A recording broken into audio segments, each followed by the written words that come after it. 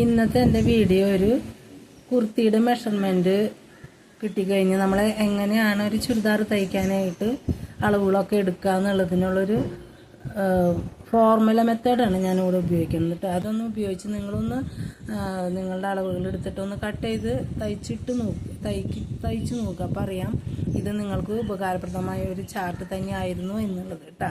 അപ്പോൾ നമുക്കതൊന്ന് നോക്കാം, എങ്ങനെയാണ് ഇത് കണ്ടുപിടിക്കേണ്ട ഫോർമുല അതൊക്കെയാണെന്നുള്ളത് കേട്ടോ. നെക്കിൻ്റെ വിടുത്ത് കാണാനായിട്ട് ചെസ്റ്റ് ബൈ 12 അതിലൊരു ഇതാണ് നമ്മൾ എടുത്തു കഴിഞ്ഞാൽ നമുക്ക്